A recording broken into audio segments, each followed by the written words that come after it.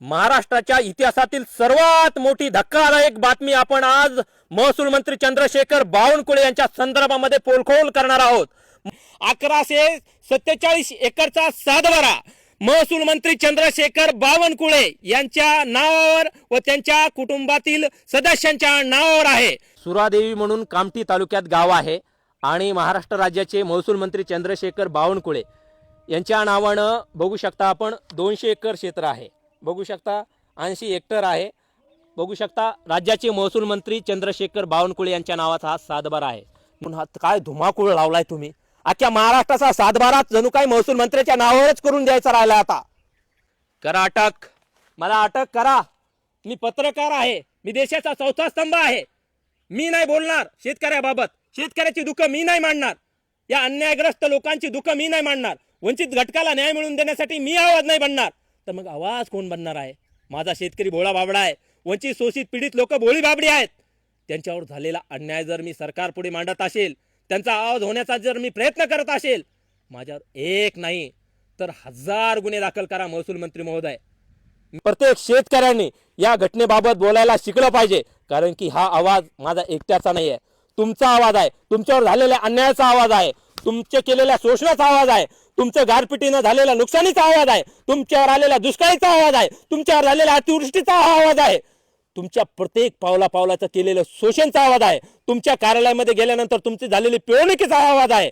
आणि अशा महसूल मंत्र्याला तुम्ही जोपर्यंत धक्का देणार नाही, पाय उतार करणार नाही, महसूल मंत्र्यावर गुन्हा दाखल होणार नाही, महसूल मंत्र्याची स्थावर जंगम मालमत्ता ही शासन जमा होणार नाही, तोपर्यंत शेतकरी मायबाप हो हा लढा चालू ठेवा। महसूल मंत्री चंद्रशेखर बावनकुळे, त्यांच्या पत्नी ज्योती चंद्रशेखर बावनकुळे, मुलगा संकेत चंद्रशेखर बावनकुळे आणि मुलगी पायल चंद्रशेखर बावनकुळे या चौघांच्या नावावरती 1100 या ठिकाणी बघू शकता 1147 एकर जमीन आहे आणि ती कामठी जो तालुका आहे त्यांचा मतदारसंघ आहे। त्या मतदारसंघामध्येच फक्त एका तालुक्यामध्ये 1147 एकरचा सातबारा महसूल मंत्री चंद्रशेखर बावनकुळे यांच्या नावावर व त्यांच्या कुटुंबातील सदस्यांच्या नावावर आहे।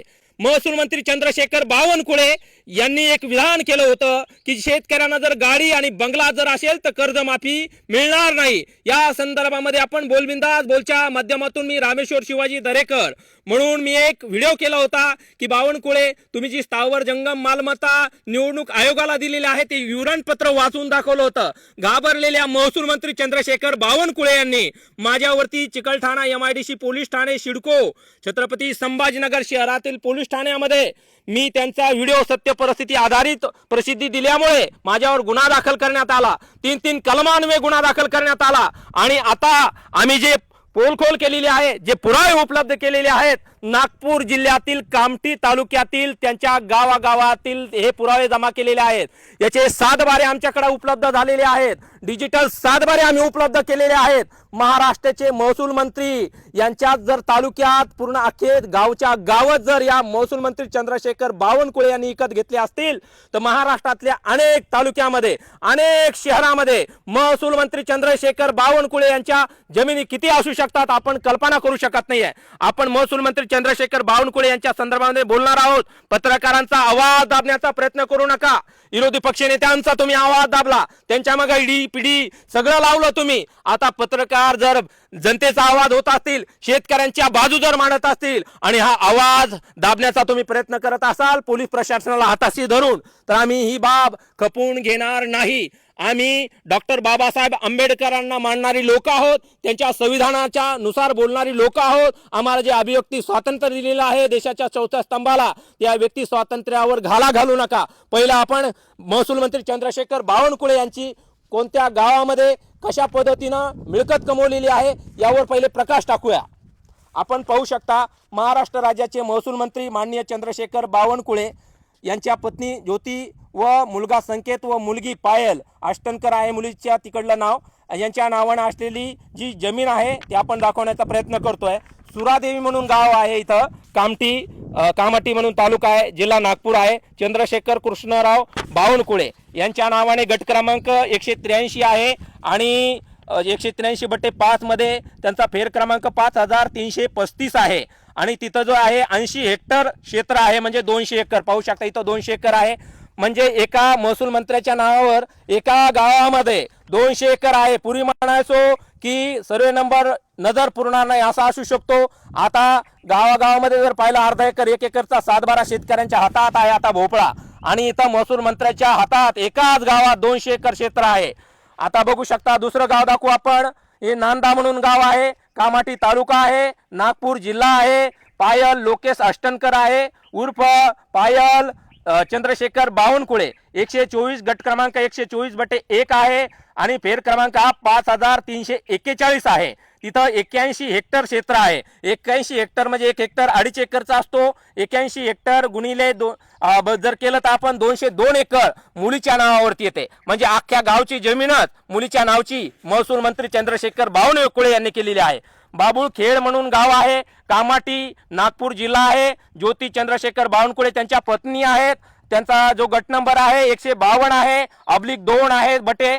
आणि तिथं जो आहे फेर क्रमांक 5401 आहे आणि तिथं 98 आर जमीन आहे. आणि दुसरा एक बाबुळखेड आहे, कामाठीचा आहे, नागपूर आहे. संकेत चंद्रशेखर बावनकुळे त्यांचा मुलगा आहे. एक गट क्रमांक 53 आहे, 5283 फेर क्रमांक आहे. 57 आर क्षेत्र त्यांच्या नावावरती या मुलाच्या.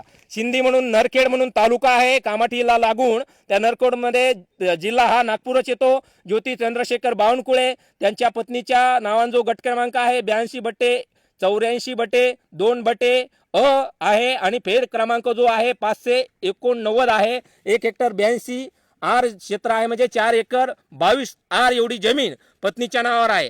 चिंचोली म्हणून कामाठी तालुक्यामध्ये आहे गाव, नागपूरमध्ये जिल्हा आहे. आणि ज्योती चंद्रशेखर बावनकुळे 134/2 आहे आणि इथं बघू शकता आपण 206 फेर क्रमांक आहे, 46 आर क्षेत्र आहे. आणि इथं खाली कोराडी म्हणून कामाठीमध्ये गाव आहे. ज्योती चंद्रशेखर बावनकुळे 2/1/अ मध्ये आहे आणि तिथं 73 आर क्षेत्र आहे. कोराडी म्हणून कामाठीमध्ये गाव आहे. पायल लोकेश अष्टनकर म्हणून आहे, 3/1 गट क्रमांक आहे आणि 93 आर क्षेत्र आहे. दुसरं नांदा म्हणून गाव आहे. नांदा गावात पुन्हा आणखीन एकदा पहिलं आपण 202 एकर दाखवलं. आता नांदा गावामध्येच बघू शकता कामाठी तालुक्यात त्यांचा मतदारसंघ आहे बावनकुळे यांचा. तिथं जो गट नंबर आहे 113/2/1 आहे आणि 108 हेक्टर म्हणजे 270 एकर जमीन. म्हणजे एका गावामध्ये पहिल्यांदा 202, इथं 270 म्हणजे 472 एकर जमीन एका नांदा गावामध्ये. पूर्ण अख्खा नांदा गावाला शिकत घेतलेला आहे महसूल मंत्री चंद्रशेखर बावनकुळे यांनी. नांदा एक दुसरं गाव आहे आणखीन परत खाली बघू शकता कामाठी नागपूरमध्ये पायल लोकेश अष्टनकर 120/1/अ मध्ये आहे. फेर क्रमांक 5462 आहे. 182 हेक्टर आहे म्हणजे 456 एकर जमीन आहे नांद्यामध्ये. म्हणजे पहिले आपण 472 आणि ही 456 किती झाली 800 आणि ही पाहू शकता आपण 872 हे आकडा जवळपास 900 एकरच्या क्रॉस जातो. परत आणखी नांदा कामाठी गावामध्येच आहे. 3 हेक्टर 11 आर म्हणून क्षेत्र आहे, 7 एकर 31 आर. एकूण क्षेत्र आपण जर बघितलं कॅल्क्युलेशन दाखवू शकता 1147 एकरचा. 7-12 जो काही आहे महसूल मंत्री चंद्रशेखर बावनकुळे यांच्या नावावर व त्यांच्या मुलीच्या आणि पत्नीच्या नावावरती आहे. एका मतदारसंघामध्ये महसूल मंत्री चंद्रशेखर बावनकुळे 1147 एकरचे मालक होतात. ही वडिलोपार्जित जमीन नाहीये. शेतकऱ्याबद्दल बोलल्याबद्दल माझ्यावर गुन्हा दाखल केलाय. शेतकऱ्याच्या कर्जमाफीबद्दल बोलल्याबद्दल तुम्ही माझ्यावर गुन्हा दाखल करता, माझा आवाज दाबण्याचा प्रयत्न करता आणि ज्या शेतकऱ्यांना तुम्ही गाडी बंगला असल्यानंतर कर्जमाफी मिळणार नाही असं म्हणता. मग 1147 एकर जमीन कुठं कामाला गेला होता? ही वडिलोपार्जित जमीन नाही आहे. ही जमीन मागासवर्गीयांची जमीन तुम्ही बळकावलेली आहे. SC/ST ची जमीन तुम्ही बळकावलेली आहे. म्हणजे आदिवासींच्या पाठीत खंजीर खुपसण्याचं काम महसूल मंत्री चंद्रशेखर बावनकुळे तुम्ही केलेलं आहे. माझ्याकडे सातबारे आहेत. इतर अधिकारामध्ये तुम्ही जिल्हा अधिकाराचा वापर केला, उपविभागीय अधिकाऱ्यांचा वापर केला, तुम्ही तहसीलदाराचा वापर केला आणि वर्ग 2 प्रकारात मोडणाऱ्या जमीन डायरेक्ट अख्खेच्या अख्खे सातबारे तुम्ही अख्खेच्या अख्खे सर्वे नंबर तुम्ही तुमच्या स्वतःच्या स्वार्थासाठी पदाचा गैरवापर करून तुम्ही हे सातबारे बनवलेत. म्हणून तुम्ही निवडणूक आयोगाला जी काही माहिती पुरवलेली आहे तुमच्या स्थावर जंगम मालमत्तेच्या बाबतीमध्ये ही सातबारे तुम्ही का लपवलीत? निवडणूक आयोग त्यांचं जे दाखल केलेलं विवरणपत्र आहे हे बघा आणि हे आमच्याकडे असलेले पुरावे बघा. याच्यामध्ये खूप मोठी तफावत आहे. ही चोरी लपवलेली आहे महसूल मंत्री चंद्रशेखर बावनकुळे यांनी. आपण शेतकऱ्यांच्या बाबतीत बोललं तर आमचा आवाज दाबायचा, आमचा गळा दाबण्याचा प्रयत्न करायचा. आम्ही घाबरणारे पत्रकार नाही आहेत, कारण की पहिले आम्ही शेतकरी पुत्र आहोत, नंतर पत्रकार आहोत.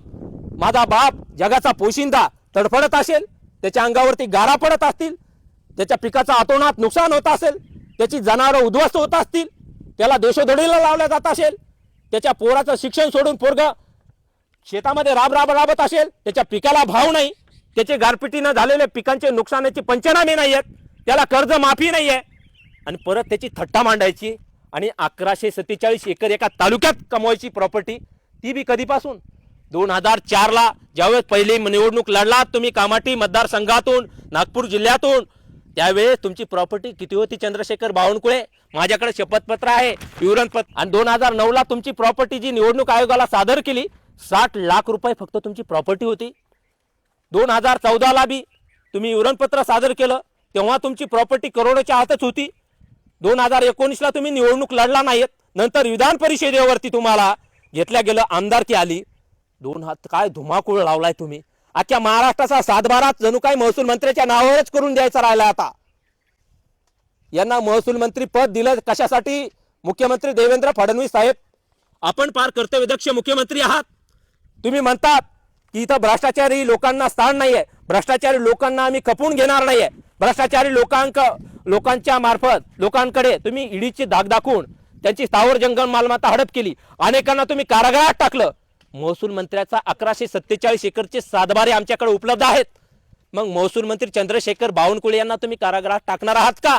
त्यांचा महसूल मंत्री पदाचा पदभार तुम्ही काढून घेणार आहात का?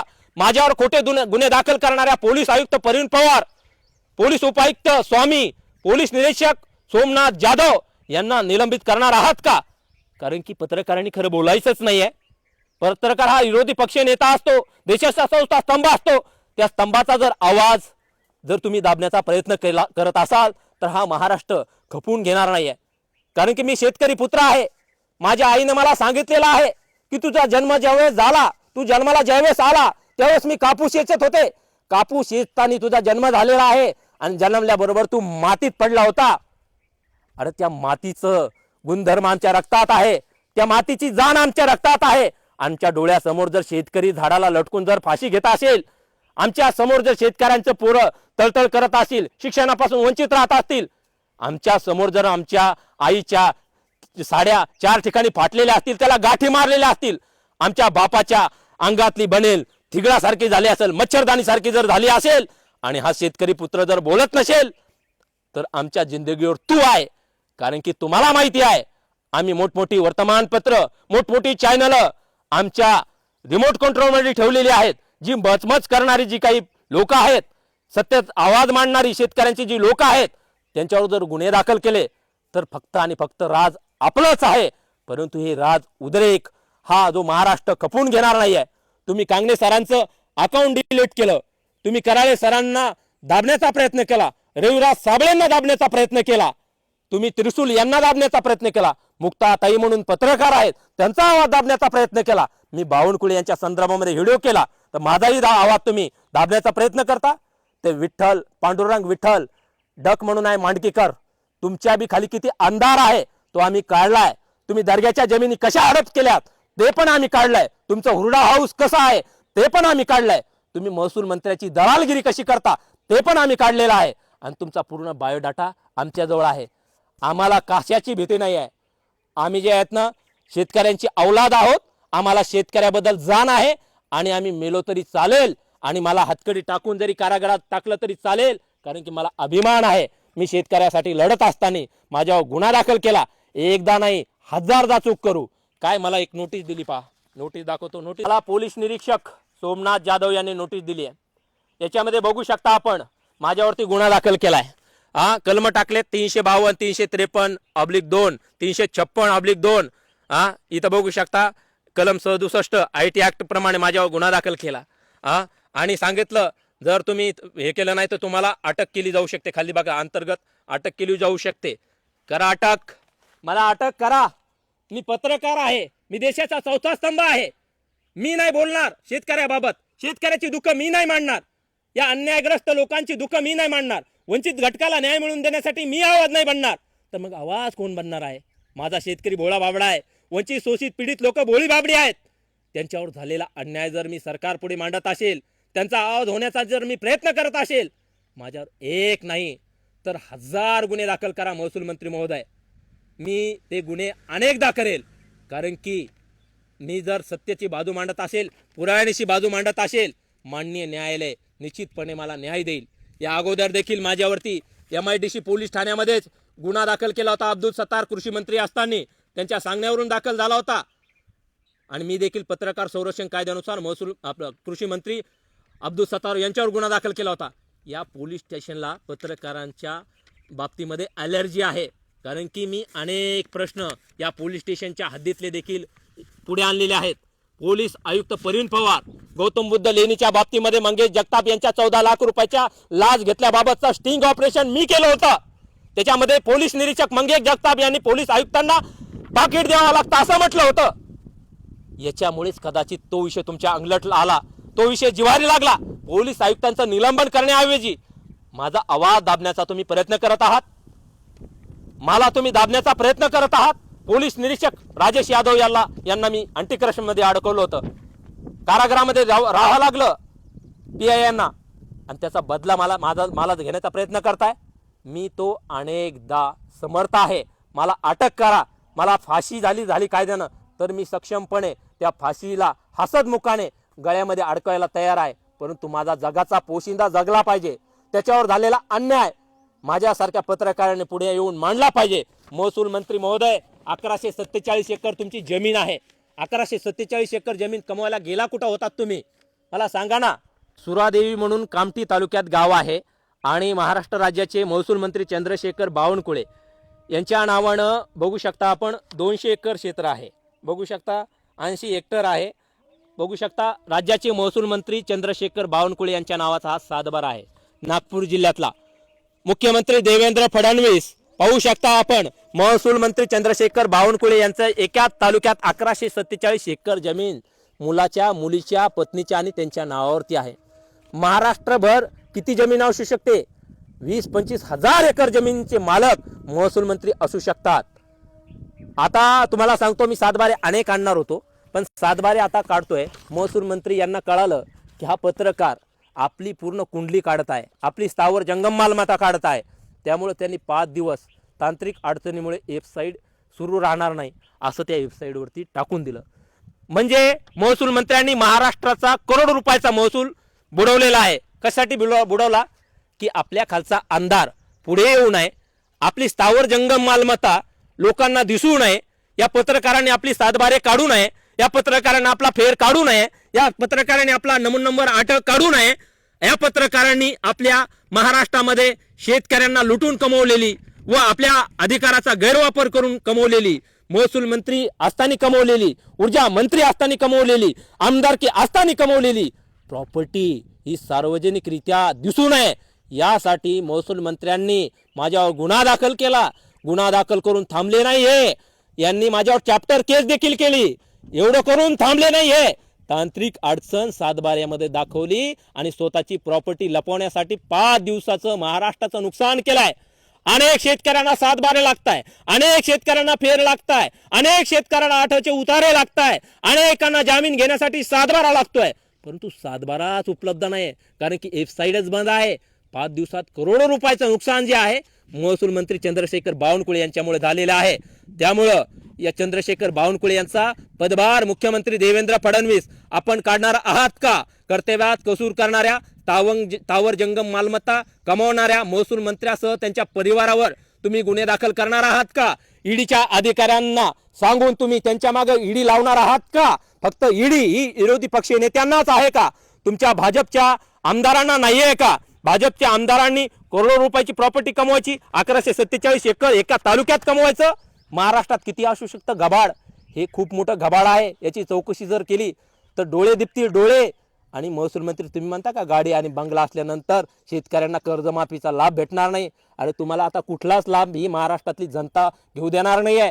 तुमचं घर विजय आहे ना, सार्वजनिकरित्या झालं पाहिजे. तुमचं घर विकत काढलं पाहिजे शासनाने, सरकारने. तुमच्या सगळ्या जमिनी विकल्या पाहिजे. तुम्ही स्वतः कमवलेलं नाही, तुमच्या वडिलोपार्जित नाही आहे, तुम्ही दगड फोडायला गेले नव्हते, तुम्ही रेती भरायला गेले नव्हते, काही करायला गेले नव्हते. ह्या ज्या जमिनी कमावल्यात ना, तुम्ही पदाचा दुरुपयोग करून कमावलेले आहेत. या माझ्या काबाड कष्ट करणाऱ्या शेतकऱ्यांचं रक्त पिऊन कमावलेल्या जमिनी आहेत आणि या बाबतीचा आम्ही जाहीर निषेध व्यक्त करतो. आणि महाराष्ट्रातील प्रत्येक शेतकरी बांधवांना विनंती आहे, त्या व्हिडिओ प्रत्येक शेतकऱ्यापर्यंत जाऊ द्या. प्रत्येक शेतकऱ्यांनी या घटनेबाबत बोलायला शिकलं पाहिजे, कारण की हा आवाज माझा एकट्याचा नाही आहे, तुमचा आवाज आहे, तुमच्यावर झालेल्या अन्यायाचा आवाज आहे, तुमचे केलेल्या शोषणाचा आवाज आहे, तुमचं गारपिटीनं झालेल्या नुकसानीचा आवाज आहे, तुमच्यावर आलेल्या दुष्काळीचा आवाज आहे, तुमच्यावर झालेल्या अतिवृष्टीचा आवाज आहे, तुमच्या प्रत्येक पावला पावलाचं केलेलं शोषणचा आवाज आहे, तुमच्या कार्यालयामध्ये गेल्यानंतर तुमची झालेली पिळवणुकीचा आवाज आहे. आणि अशा महसूल मंत्र्याला तुम्ही जोपर्यंत धक्का देणार नाही, पाय उतार करणार नाही, महसूल मंत्र्यावर गुन्हा दाखल होणार नाही, महसूल मंत्र्याची स्थावर जंगम मालमत्ता ही शासन जमा होणार नाही, तोपर्यंत शेतकरी मायबाप हो, हा लढा चालू ठेवा. आणि माझ्यावर भविष्यात प्राणघातक हल्ले होऊ शकतात, माझा घातपात होऊ शकतो, मला अनेक खोट्या गुन्ह्यामध्ये अडकवू शकतात. फक्त माझ्या पाठीशी महाराष्ट्रातल्या प्रत्येक शेतकऱ्याने राहावं, कारण की हा शेतकरी पुत्र तुमच्यासाठी कधीही जीव द्यायला तयार आहे. आणि मी घाबरणारा पत्रकार नाही आहे. माझ्यावर खोटे गुन्हे दाखल केले तरी चालतील, परंतु आज शेतकरी जर बघितला, जगाचा पोशिंदा तळतळ करतोय, तो अन्न वाचून आता तळतळ करतो, जो जगाला पोचतोय त्याला जगावायला आता कोणी उरलेला नाहीये. अशा महसूल मंत्र्यांच्या जर 1147 एकर जमीन असतील, शेतकऱ्याकडे जमिनी राहिल्यात किती हो, 1-1, 2-2 एकर, त्याच्यावरच तो जगतोय, त्याच्यावरच मुलीचं लग्न करायचंय, मुलाचं शिक्षण आहे, सावकाराकडून घेतलेलं कर्ज आहे, फेडायचं कसं, कुठल्या योजनेचा पैसे दिल्याशिवाय त्याला लाभ भेटत नाहीये. मग शेतकरी जगणार कसा आहे, फाशीच घेणार ना. मग आमच्यासारख्या शेतकरी पुत्रानं पत्रकार होऊन जर शेतकऱ्याचा आवाज मांडला तर तुमच्या बुडाला आग लागते, लागू द्या, लागली तर चालते, आमच्या गुन्हे दाखल झाले तरी चालते, परंतु आम्ही आवाज थोडाही कमी होऊ देणार नाही. महसूल मंत्री मुख्यमंत्री देवेंद्र फडणवीस साहेब, शेतकऱ्यांचा शोषण करणाऱ्या महसूल मंत्र्यांचा पदभार पहिले काढा, त्यांच्यावर गुन्हे दाखल करा, एवढंच या ठिकाणी सांगतो. आणि जास्तीत जास्त लोकांपर्यंत व्हिडिओ शेअर करा. धन्यवाद.